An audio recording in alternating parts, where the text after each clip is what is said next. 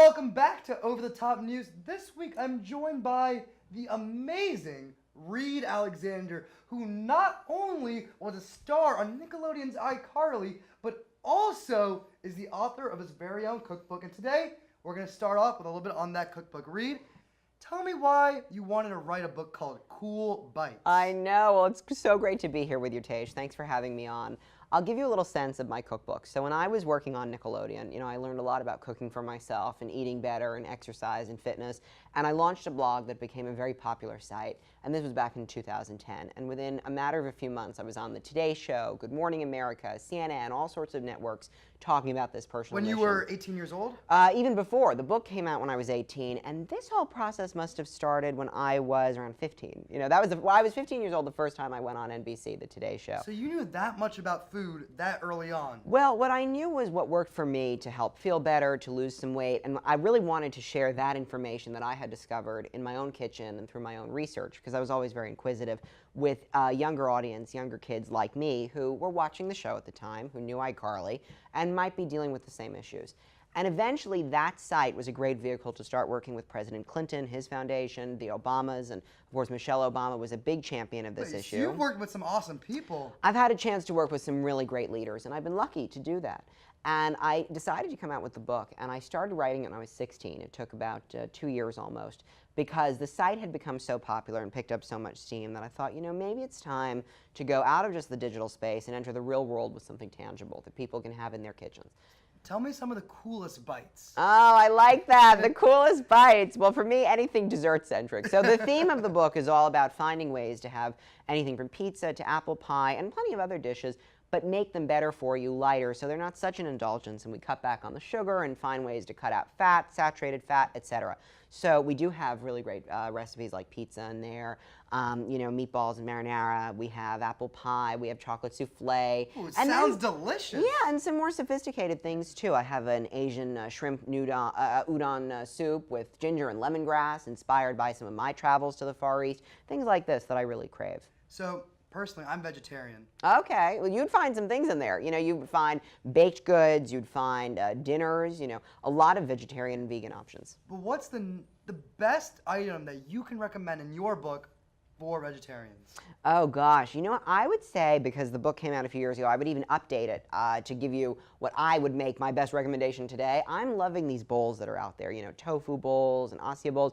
I think one of the best things you could possibly have would be something with brown rice or wild rice on the bottom, and then build it up just like they do the poke bowls, but instead of using tuna, salmon, or fish, use, miso marinated tofu. You know what I mean? Things like this. And you could stir fry some green beans. You could throw in some nuts for some crunch, cashew nuts, something like that, and top it off with a little bit of scallion. I love layering things. I love stir fries. I love Chinese food in general. So if you're looking for like a really great vegetarian entree that is really high in protein and fiber, I'd go for something like that. So I love that you said this is your current recommendations. Another book on the way? I'm thinking about it. It's like I'm cooking up the idea in my mind before I cook all the recipes and I cook the book into existence. The truth is, writing a cookbook is a very intense process. Writing any book is an intense process. But writing a cookbook is not just getting the words on the page, but it's also testing the recipes 3, 5, 6, a dozen times to make sure that they are formulated almost like a scientific formula, because the proportions, the ingredients you use have to be so precise to really respect the readers and the efficacy they have in the kitchen.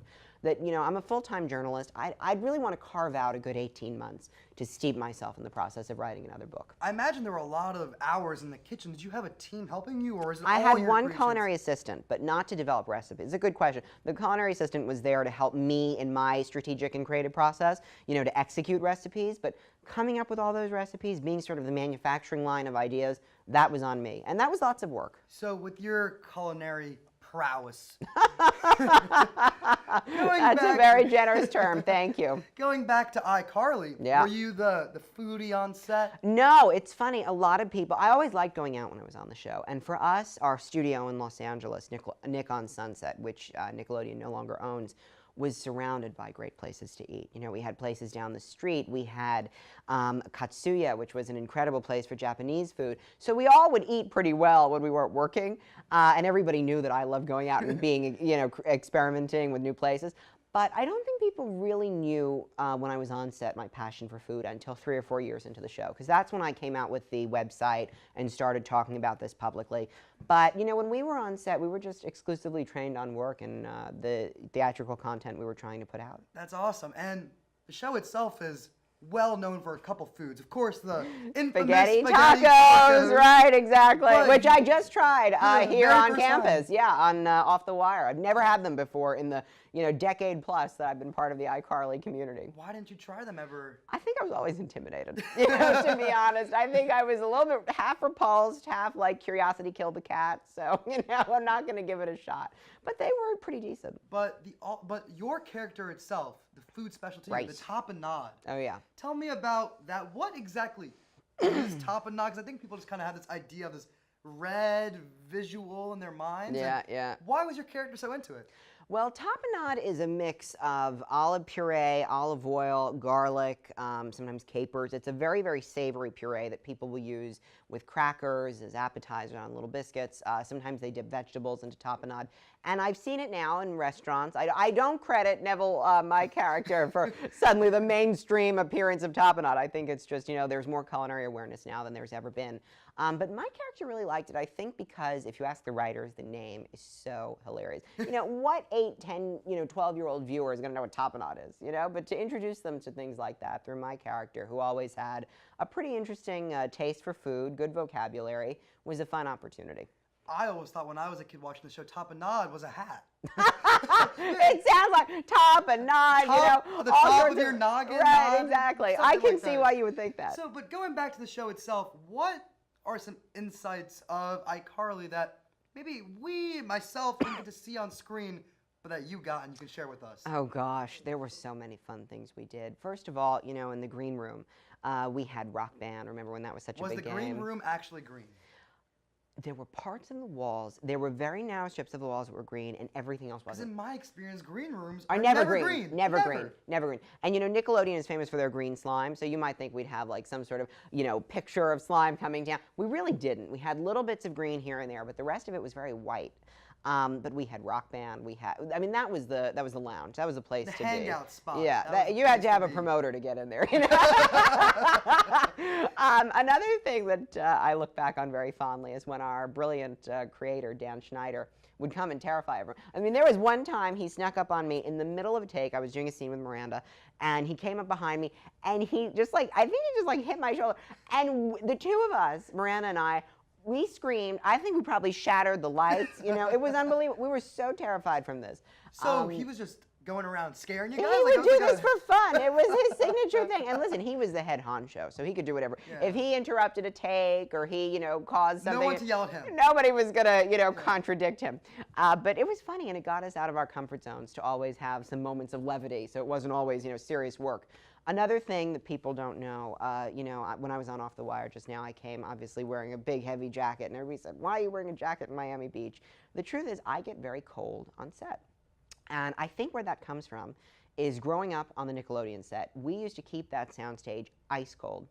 And that was largely Dan's philosophy, and I think he was really right about that, because if a space is warm, you're likelier to take a nap. Yeah, to be drowsy, to nod off. And when you are bringing so much energy to a role on camera, you've got to be on point, and you've got to bring that stamina. And his belief was the colder the set, the more alert you are, and the more on the ball you'd be. And now I keep everything cold. I keep my apartment cold. I keep my car cold. I can't function in warm. But you somehow live in Florida? It's funny. The thing is, I've lived in New York so long, and I'm obviously from here, so you would think the warmth being from Florida is in my DNA.